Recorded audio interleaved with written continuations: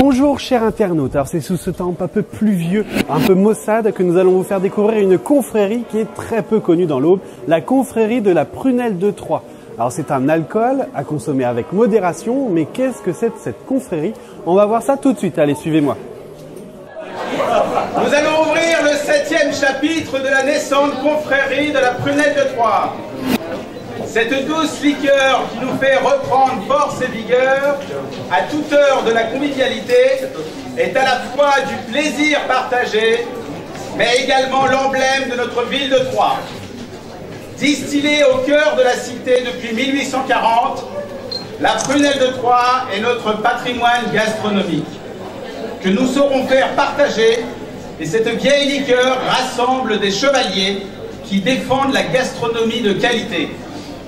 Donc déjà bonjour. Bonjour. Bonjour, alors qui êtes-vous réellement dans cette confrérie de la Prunelle de Troyes? Donc Alexandre Prunacher, je suis le distillateur et dans la confrérie, je suis le grand orateur. D'accord. Alors est-ce que vous pouvez nous expliquer un petit peu, peut-être un historique de cette prunelle, de cette confrérie, hein? Est-ce que vous avez la date de création? De la Prunelle 1840, voilà. De la confrérie, c'est peut-être 2013, donc c'est relativement récent. D'accord. Vous pouvez nous expliquer un petit peu son utilité? C'est vrai que ça paraît tellement original, on n'entend pas énormément parler d'ailleurs.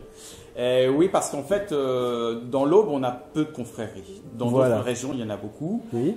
Et l'idée surtout, c'était de faire une réunion autour d'un patrimoine gastronomique local, qui est la Prunelle de Troyes en l'occurrence, mais l'idée, voilà, c'est de regrouper des gens qui connaissent la gastronomie locale et qui pourront en être ambassadeurs. Donc c'est vous qui créez cette prunelle alors?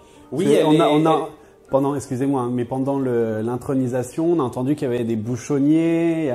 Vous pouvez nous expliquer aussi en même temps leur rôle? Il existe tout un rituel pour l'intronisation, qui est un rituel classique, en fait, qui reprend d'une part les étapes de la fabrication, puisqu'en fait on va prendre des noyaux, on va les broyer et ensuite on va bien sûr déguster la prunelle.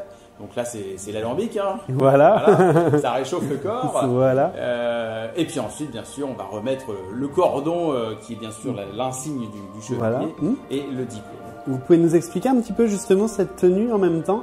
Il y a le cordon, donc avec, on voit une petite prunelle, la Prunelle de Troyes, hein, c'est ça? Et puis une cape. Il y a une signification? Alors oui, il y a une signification parce qu'en fait la cape et le béret, ce sont des costumes locaux qui étaient à Vendeuvre, à Vindovera, donc en fait ça reste du local.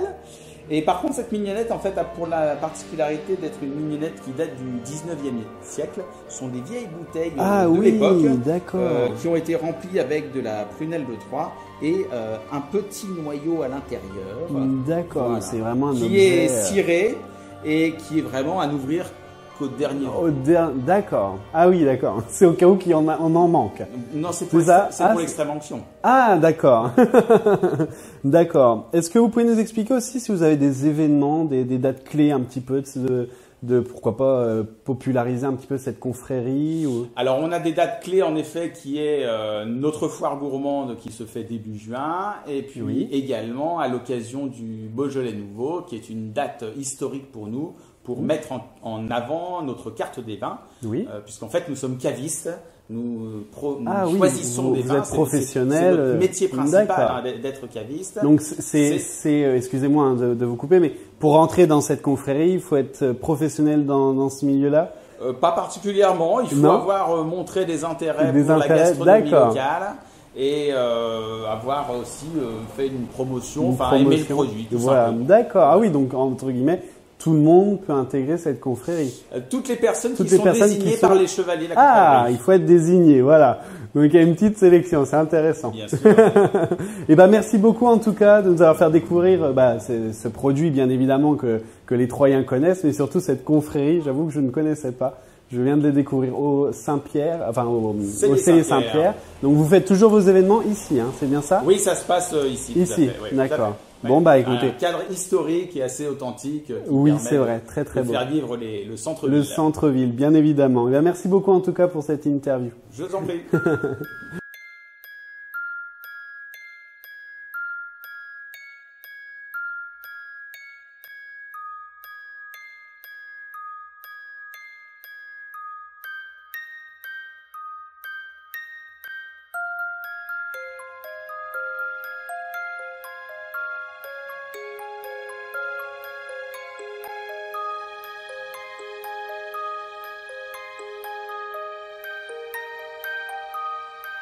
Oh là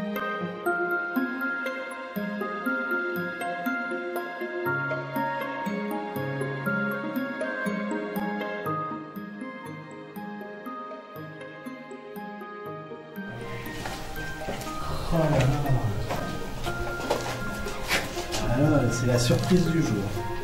Ah oui. Et donc là, ici, on mettait tous les tonneaux... En fait, les chanoines qui habitaient la maison stockaient les vins et alcools, dans cette... enfin les vins plutôt d'ailleurs, oui. dans les petites niches en fait, sous forme de tonneaux. D'accord. Oh, il y a même des restes de tonneaux, justement. Non, c'est très très joli. Alors là... franchement, c'est très beau. Voilà, c'est dans ce lieu rempli de mystères que ce voyage sur la Prunelle de Troyes se termine. On en a découvert un petit peu plus sur cette confrérie de la Prunelle de Troyes, puis surtout sur cet alcool qui est pas très populaire, malgré qu'il soit très bon. Bien évidemment à consommer avec modération. Alors j'espère que ça vous a donné envie d'aller jeter un petit coup d'œil au cellier Saint-Pierre pour pouvoir goûter ce mets. On se retrouve quant à nous très prochainement pour d'autres vidéos sur Aube Reporter. À très bientôt. Qu'est-ce qui rend les filles plus belles? C'est la prunelle. À vous! Qu'est-ce qui rend les filles plus belles? C'est la prunelle. Quand on en boit, on est les rois, la prunelle de Troyes. On en boit, on est les rois, la prunelle de Troyes. Elle est si douce et si sucrée qu'on dort comme des bébés. Elle est si douce et si sucrée qu'on dort comme des bébés. Quand on va au cellier Saint-Pierre, c'est pas pour la bière. On va au cellier Saint-Pierre, c'est pas pour la bière. La